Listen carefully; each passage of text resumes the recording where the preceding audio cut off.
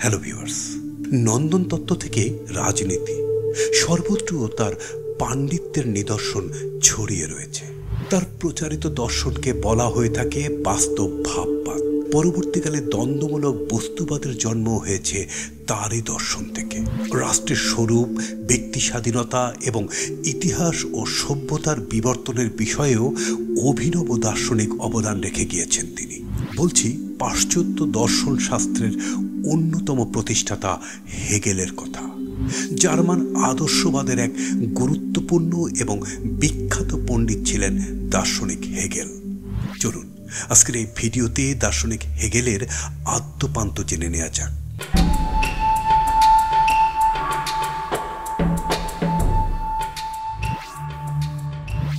1770 সালের 27 আগস্ট জার্মানির স্টুটগার্টে হেগেলের জন্ম হয়।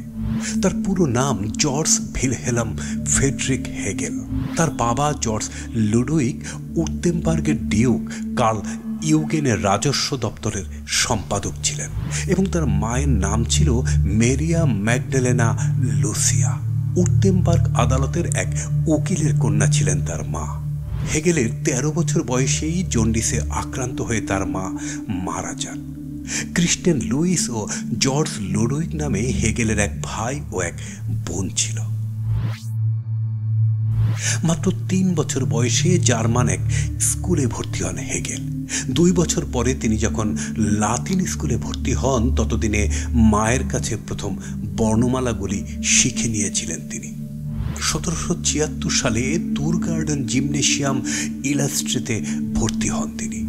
সেই সময়কার জার্মান নবজাগরণের কবি ফ্রেডরিক ক্লপস্টক, সাহিত্যিক ক্রিস্টিয়ান কার্প ও গ্রথহোল্ড লেসিংয়ের লেখা পড়তে থাকেন হেগেল। জিমনেশিয়ামে স্নাতক উত্তীর্ণ হয়ে উচ্চশিক্ষার জন্য 18 বছর বয়সে তুবিনজেন বিশ্ববিদ্যালয় সংলগ্ন তুবিনজের স্টিফট নামে একটি প্রোটেস্ট্যান্ট সেমিনারিতে ভর্তি হন তিনি। এখানে পরবর্তীতে দার্শনিক ফ্রেডরিক হোল্ডারলিন এবং ফ্রেডরিক শেলিংয়ের সঙ্গে সাক্ষাৎ ঘটে তার। সেমিনারের প্রবল নিয়মতান্ত্রিক পরিবেশের মধ্যে এই তিনজনের মধ্যে ঘনিষ্ঠতা বাড়ে এবং ক্রমেই হেগেল যাক রুশোর চিন্তা চেতনার দ্বারা প্রভাবিত হতে থাকেন। 1793 সালে তিনি বিশ্ববিদ্যালয় থেকে স্নাতক ডিগ্রি লাভ করেন। সেখানে তার পাঠ্য বিষয় দর্শন ছিল না, ছিল ধর্মতত্ত্ব ও ভাষাতত্ত্ব। ছাত্রজীবন শেষে কিছুকাল জীবিকার জন্য বার্ন ও ফ্রাঙ্কফুর্টে গৃহশিক্ষকের কাজ করেন। 1799-তে তার পিতার মৃত্যুর পর তিনি সামান্য অর্থের অধিকারী হন এবং গৃহশিক্ষকতা ছেড়ে দেন। 1801 সালে হেগেল ইয়েনা যান এবং 1803-এ ইয়েনা বিশ্ববিদ্যালয়ে ইতিহাসের অধ্যাপক হিসাবে যোগ দেন। এর মধ্যে 1806 সালে নেপোলিয়নের সৈন্য সামন্ত ইয়েনা দখল করে। হেগেলের বাসভবনেও ঢুকে পড়ে ফরাসি সৈন্যরা। সেই গোলযোগের মধ্যেই তিনি তার অবিস্মরণীয় কীর্তি দ্য ফেনোমেনোলজি অব স্পিরিটের পাণ্ডুলিপিটি নিয়ে কোনো রকমে ইয়েনা ত্যাগ করেন। হেগেল অতঃপর যান ব্লুমবার্গে। সেখানে একটি দৈনিকের সম্পাদক নিযুক্ত হন, কিন্তু সেন্সরশিপ নিয়ে কর্তৃপক্ষের সঙ্গে তার বনিবনা হয় না। সম্পাদনা ছেড়ে দিয়ে 1808 সালে তিনি চলে যান লুক্সেমবার্গে। সেখানকার বিশ্ববিদ্যালয়ে পেলেন ডক্টরের জায়গা। সেখানে একটি চাকরিও পেয়ে যান। তিনি কয়েক বছর সেখানে ছিলেন। 1812 সালে প্রকাশিত হয় তার অবজেক্টিভ লজিক। এর 4 বছর পর সাবজেক্টিভ লজিক। এর মধ্যেই তার খ্যাতি জার্মানির বাইরে ছড়িয়ে পড়ে। হেগেল যখন টুইনবিগেল বিশ্ববিদ্যালয়ের শিক্ষার্থী, তখনই তার উপর খ্রিস্ট ধর্ম ও ফরাসি বিপ্লব বিশেষ প্রভাব বিস্তার করেছিল। তিনি হয়ে উঠেছিলেন সামন্ত বিরোধী, স্বৈরতন্ত্রের সমালোচক এবং অচল ও পুরনো ব্যবস্থাকে ভেঙে বুর্জোয়া গণতান্ত্রিক সমাজ প্রতিষ্ঠার লক্ষ্যে পরিচালিত বিপ্লবের সমর্থক। নেপোলিয়নের ব্যক্তিত্ব ও তার ঐতিহাসিক ভূমিকায় তরুণ হেগেল মুগ্ধ হন এবং তাকে আখ্যায়িত করেন বিশ্ব রাষ্ট্রের কর্ণধার ও বিশ্ব আত্মা বলে। কিন্তু এর অল্পকাল পরে নেপোলিয়নের পতনকে তিনি দেখেছেন একটি ঐতিহাসিক বিপর্যয় বলে। তিনি ছিলেন আস্তিক ও প্রচলিত খ্রিস্ট ধর্মের অনুসারী। ঈশ্বর তার ভাষায় এক পিওর স্পিরিট বা পরম আত্মা বা বিশুদ্ধ নিরাকার চেতনা। কিন্তু সেই পরম আত্মাকে বোঝার জন্য তার মতে ধর্মগ্রন্থের চেয়ে দর্শনই বেশি উপযোগী। তিনি উপলব্ধি করতেন যে ধর্ম হলো অন্ধবিশ্বাসে পরিপূর্ণ, সুতরাং ধর্মের মাধ্যমে প্রকৃত সত্যকে, বিশুদ্ধ নিরাকার পরম সত্তাকে জানা সম্ভব নয়। দর্শন চর্চার মাধ্যমেই সেই পরম আত্মা বা সত্তাকে জানা সহজ। হেগেলীয় দর্শন মূলত ইতিহাসের অগ্রগতি উপলব্ধির পদ্ধতি মাত্র। তার দর্শনকে আরও বলা হয় মানবজাতির সচেতন প্রচেষ্টার অভিব্যক্তি। 1816 সালের শেষ দিকে তিনি হাইডেলবার্গ বিশ্ববিদ্যালয়ের অধ্যাপক হিসাবে নিযুক্ত হন এবং ঠিক এর পরের বছর তিনি লেখেন এনসাইক্লোপিডিয়া অফ ফিলোসফিক্যাল সায়েন্স। 1818 সালের মাঝামাঝি নাগাদ হাইডেলবার্গ বিশ্ববিদ্যালয়ের চাকরি ছেড়ে বার্লিন বিশ্ববিদ্যালয়ের দর্শন বিভাগের বিভাগীয় প্রধান হিসাবে দায়িত্ব গ্রহণ করেন হেগেল। 1821 সালে বার্লিনে থাকার সময় হাইডেলবার্গে দেওয়া বক্তৃতার ভিত্তিতে হেগেল দুটি বই লেখার পরিকল্পনা করেন, যার বিষয় ছিল রাজনৈতিক দর্শন এবং অধিকারের দর্শনের সমস্ত উপাদান। 1821 সালে হেগেল লেখেন ফিলোসফি অফ হিস্ট্রি বইটি, কিন্তু এই বইগুলি তার জীবদ্দশায় প্রকাশ পায়নি, বরং তার মৃত্যুর 6 বছর পরে 1837 সালে প্রকাশ পেয়েছিল। বিখ্যাত দার্শনিক কান্টের দর্শনের বিপ্রতীপে গড়ে উঠেছে হেগেলের দর্শন।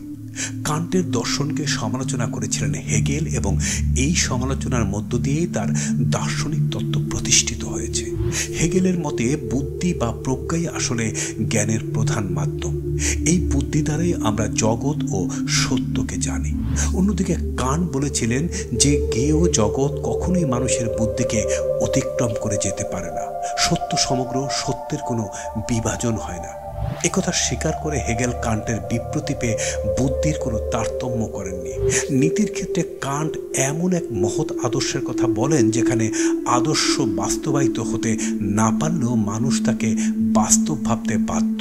কিন্তু হেগেল বলেন অন্য কথা।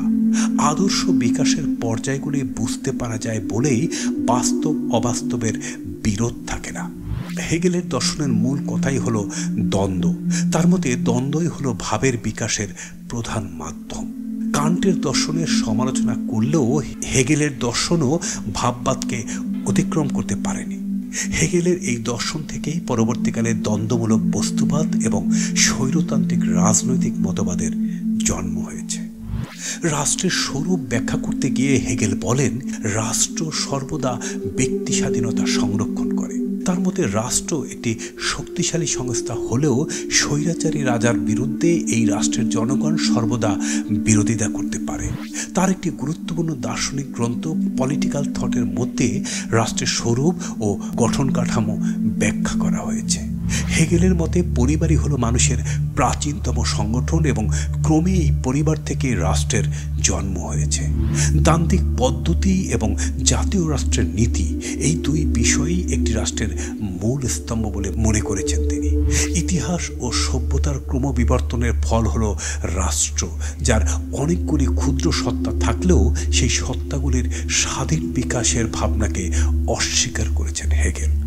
যদিও হেগেলের রাষ্ট্রের স্বরূপ ব্যাখ্যায় ব্যক্তির স্বাধীনতা প্রতিষ্ঠার কথা বলা হলেও ব্যক্তির স্বাতন্ত্র্যকে স্বীকার করা হয়নি। 18 শতকের শেষ দশকে তিনি রচনা করেন জার্মানির সংবিধান শীর্ষক এক লেখা, যা তার মৃত্যুর পরে প্রকাশিত হয়। একটি কেন্দ্রীয় জার্মান রাইখ বা সংসদ পুনরুদ্ধারের প্রস্তাব তাতে রয়েছে, যার থাকবে একক রাজনৈতিক কর্তৃত্ব ও আইন প্রণয়নের ক্ষমতা। জীবনের শেষ দিকে লেখা তার ব্রিটিশ সংস্কার বিল শীর্ষক লেখাটিতে হেগেলের রক্ষণশীল মনোভাবের পরিচয় পাওয়া যায়। তিনি জনগণকে একটু বেশি ভোটাধিকার না দেওয়ার পক্ষপাতী ছিলেন। রক্ষণশীল মনোভাবের পরিচয় হেগেল অনেক বিষয় দিয়েছেন। সমাজের নারী ও পুরুষের অবস্থান সম্পর্কে তিনি যা বলেছেন তা শুনলে আজকের অনেক নারীবাদী তার প্রতিকৃতির প্রতি ফিরেও তাকাবেন না। নারী ও পুরুষের মধ্যে ব্যবধান হলো প্রাণী ও উদ্ভিদের মধ্যে যে পার্থক্য তাই। পুরুষ প্রাণীর সঙ্গে তুলনীয় আর নারী উদ্ভিদের সঙ্গে। যখন কোনো নারী কোনো রাষ্ট্রের কর্ণধার হন, তৎক্ষণাৎ সেই দেশ বিপর্যয়ের মধ্যে। 1831 সালের 14 নভেম্বর জার্মানির বার্লিনে 61 বছর বয়সে হেগেলের মৃত্যু হয়। ভিউয়ার্স, ভিডিও সম্পর্কে কোনো মতামত থাকলে কমেন্টস করে জানিয়ে দেবেন, আর ভিডিওটি ভালো লাগলে শেয়ার করে দেবেন। ধন্যবাদ।